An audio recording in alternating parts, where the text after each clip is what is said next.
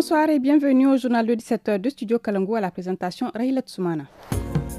Au sommet de cette édition, ce 20 octobre 2025, au Niger, l'harmattan s'installe progressivement après la saison des pluies. La prévisionniste de la météorologie nationale nous en dit plus dans un instant.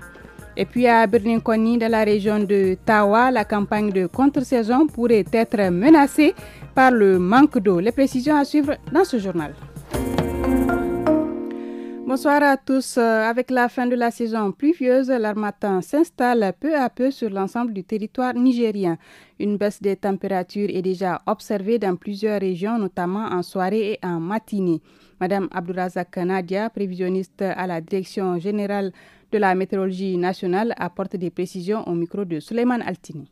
Ces derniers jours, on fait face à une baisse des températures minimales le matin, et chose qui est tout à fait normale parce qu'on est pratiquement en fin de saison pluvieuse. C'est une période de transition entre la saison de pluie et la saison sèche-froide. Du coup, avec l'harmattan qui s'installe progressivement, on fait face très souvent à une baisse de la température qu'on observe pratiquement sur tout le pays. Si on essaie de comparer cette situation à l'année dernière, on observe que cette année, il fait pratiquement plus froid que l'année dernière, par exemple, à la même période.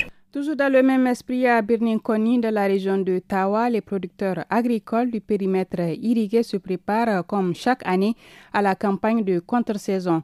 Cette année, les conditions d'exploitation pourraient être difficiles en raison d'un manque d'eau, a indiqué le président du service de l'irrigation, Alhaji Amadou Abdou, au micro d'Asman Moussa Arzika. La culture de contre-saison dépend de la saison pluvieuse. Une fois les mares remplies, c'est en ce moment que nous pratiquons la culture de contre-saison. Malheureusement, il n'y a pas eu assez de précipitations cette année, donc insuffisantes pour remplir nos mares. À vrai dire, cette année, il sera difficile pour nous de faire notre activité. Nous lançons un appel aux autorités de voir comment résoudre cette situation due à la mauvaise répartition des pluies. Il est donc nécessaire de nous construire des forages le plus tôt possible, car le problème de ce périmètre est dû au manque d'eau. Autre aspect de cette édition, depuis près de 3 mois, la ville de Difa vit au rythme des coupures d'électricité. Selon Hamid Oumarou, directeur régional de la Société nigérienne d'électricité Nigélec, les besoins en énergie ne sont actuellement couverts qu'à moitié. Il assure toutefois que des solutions sont à l'étude pour améliorer la situation. Hamid Oumarou est au micro de Mani Moussa. Notre parc nous permet de produire jusqu'à 2,5 mégas au grand maximum. Or, la capacité de DIFA et les villages environnants peut aller jusqu'à 5 mégas. Donc, on a un gap de 2,5 mégas. C'est pour ça que nous passons par des délestages pour essayer de donner à tout le monde. Les solutions sont déjà en cours parce que la dernière fois, avec la visite de la DG, elle nous a promis 2 groupes de 1 méga qu'on va nous amener de Dosso et un autre groupe de 5 mégas qu'elle va mettre à la disposition de DIFA avec le temps, Inch'Allah, pour essayer de soulager la population. En sport, la nouvelle saison de la Super League nationale de football a officiellement démarré ce week-end à Dosso. Le match d'ouverture disputé samedi a opposé le Tagour Provincial Club TPC de Dosso à l'équipe de l'université Abdou Moumouni de Niamey. Porté par son public, le TPC s'est imposé 1-0.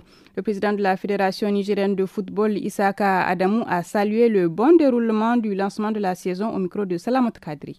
J'ai été très satisfait de voir cette rencontre qui a été une rencontre plaisante. La manière dont les deux équipes ont joué au football, on a vu le ballon circuler. C'est un beau match de football. Donc je pense que c'est lancé et on veut que toutes les équipes soient vraiment d'un certain niveau pour qu'on ne puisse pas préjuger à l'avance qui va être champion, qui ne va pas être champion. Il faut que ça joue et je pense que cette année, vraiment, on aura du bon football. Le véritable message, c'est vraiment d'amener tout le monde autour de ce football-là. Il faut que les gens reviennent dans les stades pour encourager ces acteurs-là qui nous donnent du plaisir. Il faut que les dirigeants du football et les encadreurs soient beaucoup mieux organisés pour qu'on puisse avoir un travail vraiment sérieux qui va nous permettre de nous compétir au niveau international. C'est la fin de ce journal en français, la suite en langue nationale dans un instant.